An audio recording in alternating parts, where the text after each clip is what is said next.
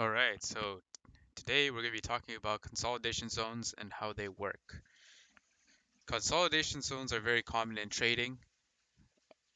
Typically, a lot of traders do not trade the consolidation zones because there's way too much indecision, and there's always been a lot of speculation as to why this occurs and whether we or not we should trade them. So, a consolidation, as per Google, is a period of range-bound activity after an extended price move. Consolidation illustrates the lack of a trend in a particular trading range. Price has quote unquote consolidated. It frequently occurs after downtrends or uptrends and can be seen as a stretch of indecision. So all that really means is that once price moves through a trend, it can't go forever. At a certain point, sellers got to take profits, buyers got to take profits, and there needs to be liquidity generated to continue the move or to go in, or to change the trend, right? One example of this is, say, this range. This is a trend that started here, right? Went through a pullback, continued up, another pullback, small consolidation trend here, deeper pullback, continued the trend, and eventually we see some exhaustion and just keep consolidating. Eventually the trends switch, and then we enter another period of consolidation. For continuing down a little bit, it's a massive block of buy orders here, and then buyers start to take control again, right? Again, we stopped here, another blockage of sellers, enter, you can call this a really big trading range, right? Consolidation ranges can be big, can be small, can be short-lived, but one thing that is normally true is that there's a significant move once we leave these trading ranges, as illustrated here. Right, so let's look at this uptrend here. We get an uptrend here. We make a high, minor consolidation, continue up again, right? Pull back, continue up, another minor consolidation, break out of that, right? Extend to a new high, another small consolidation. We break out below here, but not enough order flow to continue down. So then we reverse back up to here, creating a new high. Pull back up, consolidation, but it's more bullish. Break out again, extend to new high, buy the dip, extend to a new high, and then we consolidate a little bit once more along this move, with the exception of this breakout to the bottom side.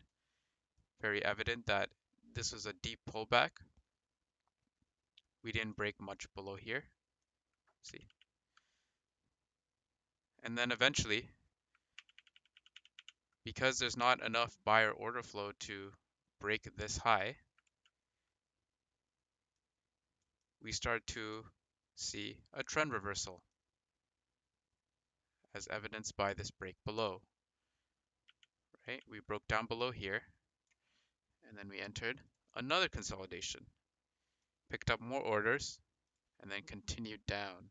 This time because of all the orders generated, all the sell orders that were gathered here, pushed it down to this level, and then generated more, as we have confirmation that there's not enough buyers to break past this level.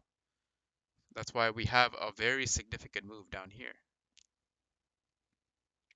Whether this was dictated by news or just pure price action, it, uh, it always goes that there's always a strong enough move to justify the breakout, And then usually after a big move, we have a period of consolidation.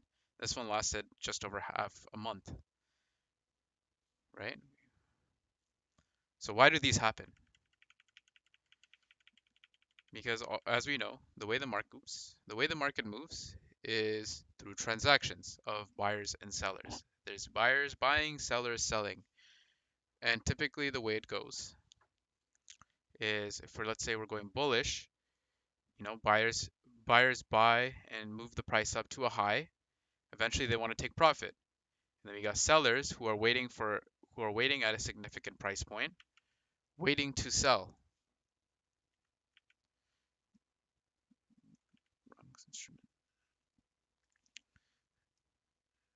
They're waiting to sell and help the buyers relieve from their pullbacks. Institutions do this a lot, as every candle has billions of dollars moving through it. We enter what's called a pullback phase, which is very like corrective in nature. It's not so it doesn't have the magnitude that this big arrow does. Typically, these pullbacks are corrective, and eventually, once there's enough buyer order flow, we go back in for a next leg up. It's very common to trade this particular breakout in many trading strategies. You either buy the breakout or you wait for the retest of the broken structure. You wait for the retest of the broken structure to continue on up. Very common buy strategy that's played. That's one way the market trends up, as I showed you before. The other way it can happen is get a strong uptrend, but instead of doing a corrective bear structure, we move in a consolidation range where price just moves sideways. We don't know if it's going to go down or if it's going to go up. That's where the indecision comes in. Now, this typically happens after big moves. And the reason why it moves sideways and doesn't make new highs is because there's not enough buyers staying in their positions to outnumber the sellers in volume to be able to break these highs and print new highs. That's why these trading ranges occur, because there's a bunch of indecision, low volume.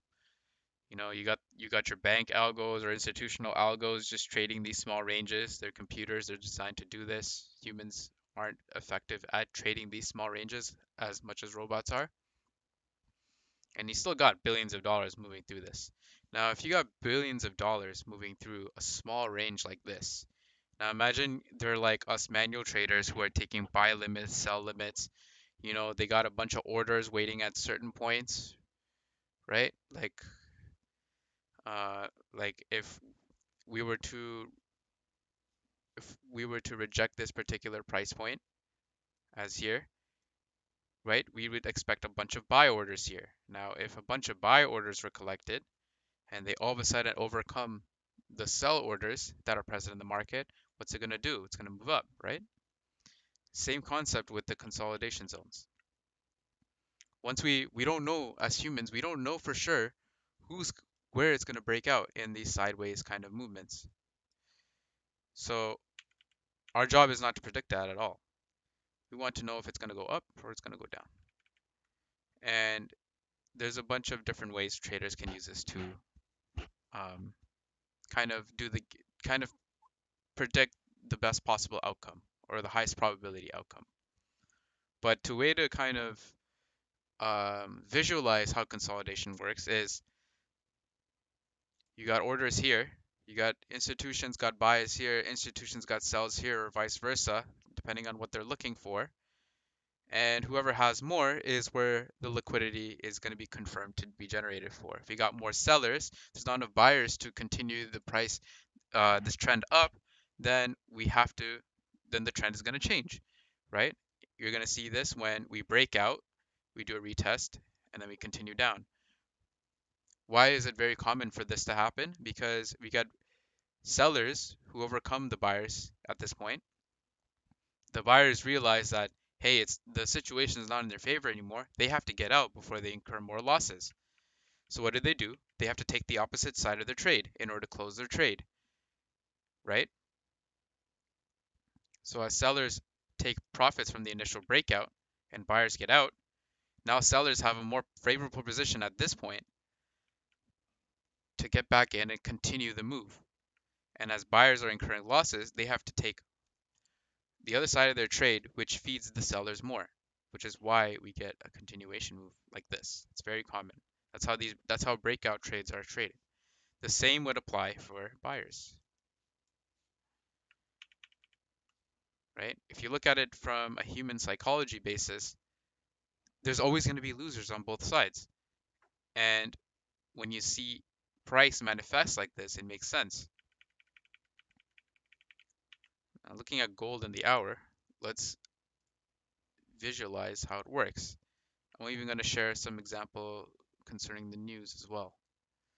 So let's look at this portion here. Okay.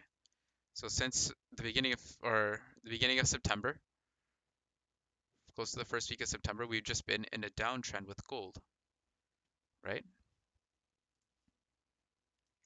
Big move down, minor consolidation. Consolidation is confirmed to be seller side liquidity because yes, we broke above here a little bit, but there was enough order flow to go higher, right? There's a bunch of price sense. There's a bunch of more sell orders here that where the price of gold just could not break up higher, which is why we had a bit of a fake out here. We fully corrected this move. We fully corrected this upward move, right? With this move, and then eventually we broke down even lower, right? And then pull back, very deep pullback, as more buy orders were collected from down here, and then continued the move, right back down to where we printed that low. And from that low, we entered a bit more indecision with some consolidation, and then we continued down, up, down. And then finally, we entered a very minor consolidation phase where buyers picked up more orders again at a favorable price range and pushed the market back up. And then for a period of weeks, we entered this indecision zone in anticipation of some news events. Now, this is the beginning of October, and this point was NFP. So let's talk about that. We've entered this consolidation zone in anticipation of NFP. Typically, indecision periods happen where typically the market is not sure where we should go next, right? Whether there's looming economic data or some fear, uncertainty, doubt, there's a variety of reasons, or we're just waiting for a fundamental catalyst to kind of show us the hand in which we're moving. So market consolidated for a while in anticipation of NFP. NFP didn't come out as good, but the other figures weren't as bad. Let me show you.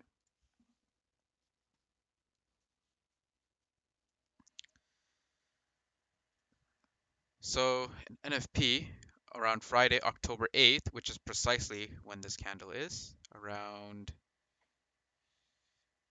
8:30 a.m. So it is around this time where NFP happened. We had good employment change. These are very good numbers. Our unemployment rate has actually decreased as per the previous figure. Average hourly earnings month over month has improved.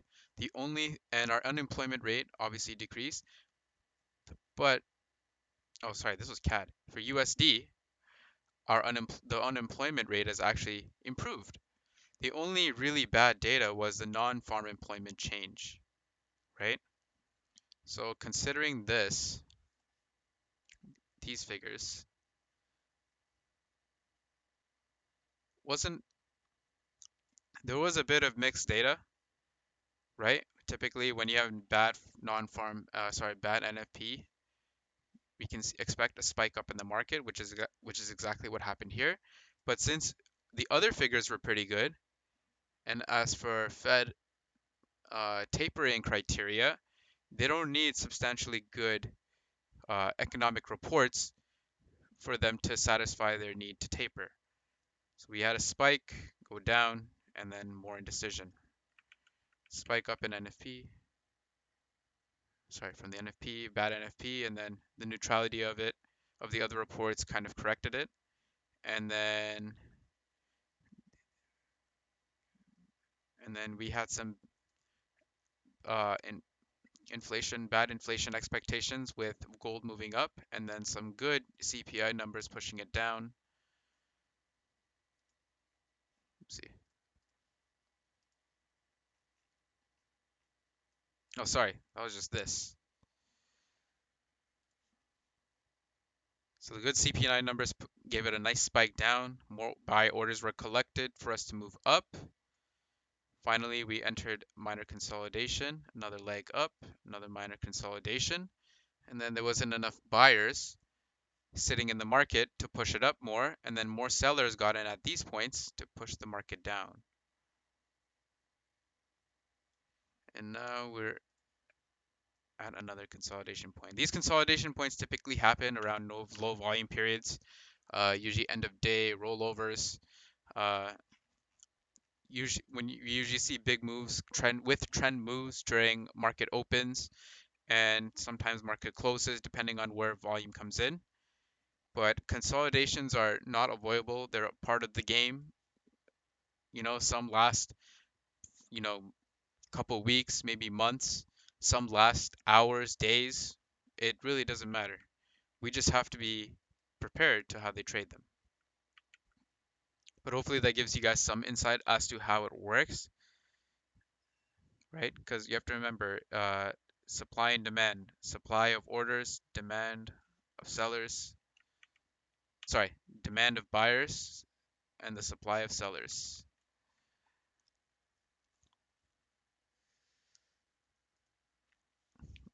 The market is still made up of humans. If you understand how a human thinks, then you understand why consolidations are a thing and how you could use them to your advantage, right? Sometimes they give little hints, and that's why trading breakout strategies is so common in the markets because they just behave the same consistently. Hopefully that's the easiest way I could think of explaining it. Hopefully that makes sense for you guys.